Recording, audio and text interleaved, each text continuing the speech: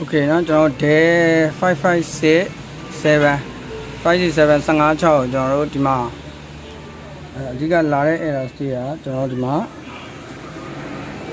နော်ဒီကနေပြီးတော့ fault ဖြစ်ပြီးတော့ကျွန်တော်တို့တွေက PCH စစ်သွားပါဘောเนาะအဓိကကတော့ကျွန်တော်တို့တွေကdebug flow မှာဆိုလို့ရှိရင်ကျွန်တော်တို့တွေကprime body တွေပေါ့เนาะ prime body ထွက်မယ် prime body ထွက်မယ်ဒါဒီမှာချက်ချိုး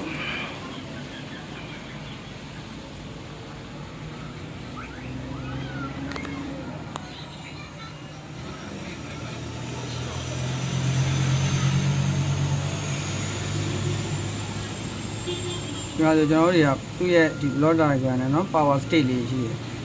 အဲဒီမှာဆိုရင်ကျွန်တော်တို့တွေကအဓိကကျွန်တော်တို့ဒီ F5 state မှာF5 state မှာကျွန်တော်တို့တွေကဒီဘိုးလေးတွေအကုန်ရှိရမှာပေါ့နော်အဲ့တော့ဒီဘိုးလေးတွေအကုန်ရှိတယ်အဆင်ပြေတယ်ပေါ့နော်ဒါပေမဲ့ကျွန်တော်တို့တွေကကားရန်က 0.006 နဲ့ပေါ့နော်ကျွန်တော်တို့3 volt 5 volt ထွက်ပြီးတော့ power button မှာရှိတယ်နှိုးလို့မရဘူးပေါ့နော်နှိုးလို့မရတဲ့ state မှာဆိုကျွန်တော်တို့တွေကအဓိက error state ကိုအဓိက လိုက်ရှာတာပေါ့နော်အဲ့မှာအဓိက main ပေါ့နော်ကျွန်တော်တို့reset pin တွေမှာသွားပြီးတော့ error သွားရှိတယ်circuit တွေရဲ့အဓိကဖွဲ့စည်းထားပုံကတော့ကျွန်တော်တို့တွေကstep by step ပေါ့နော်ချစ်တစ်ခုကိုကျွန်တော်တို့တွေကသူ့ရဲ့ဒီ board လေးတစ်ခုသွားပေးမယ်ပြီးတော့မှကျွန်တော်တို့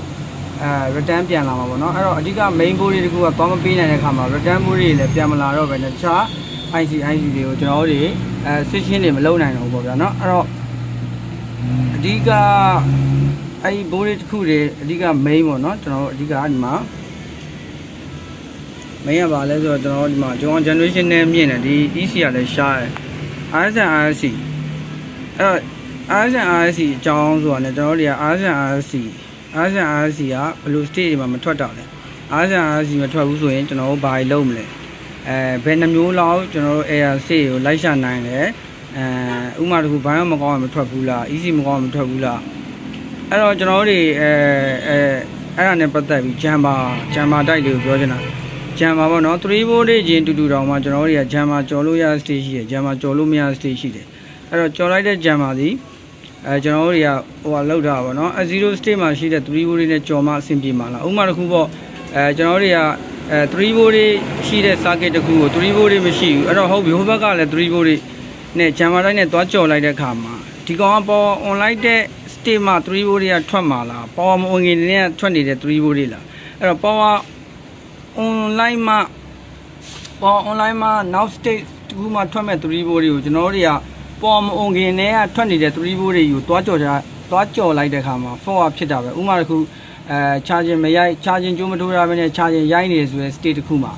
ကျွန်တော်တို့တွေကဘိုးတွေကပေါ် online မှာရှိမဲ့ state ကိုပေါ်မအောင်ခင်နဲ့ကတွားဘိုးတွေကရောက်နေတဲ့အတွက် charging မထိုးရဘဲနဲ့ charging ဝင်တဲ့ sign ပုံစံမျိုးပြတယ်ဥမာတစ်ခုပေါ့နော်မျက်လုံးထဲမှာမြင်အောင်ပြော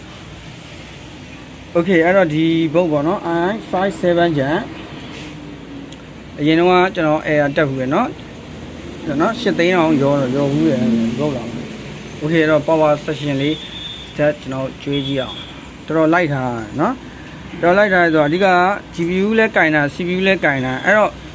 ဘာကြောင့်မို့ revolve လုပ်တာတော့မဟုတ်ဘူးဘာကြောင့်မို့လို့ Higan နေနဲ့ထိုးထားတာလဲပေါ့နော်Higan နဲ့ထိုးလိုက်လို့ရှိရင်ကျွန်တော်က power no ရမှာလားအဓိကဒီချစ်ဤကိုင်းနဲ့ထူရတဲ့အကြောင်းရင်းကဘာကြောင့်လဲအရန်သိကျင်မိတယ်เนาะ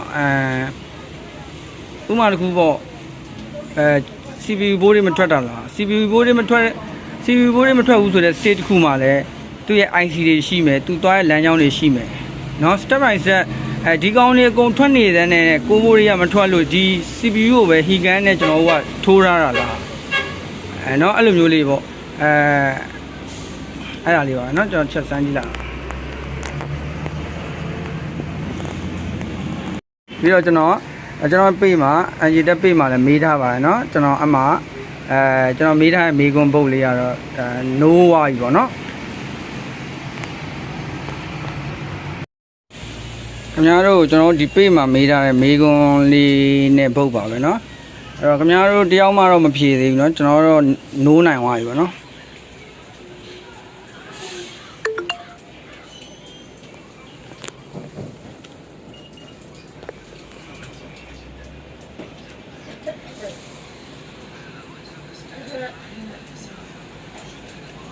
ကျွန်တော်တော့ကြောင်းမပြေတာဘူးကျွန်တော်တော့နှိုးနိုင်ပါပြီเนาะအဆင်ပြေတယ်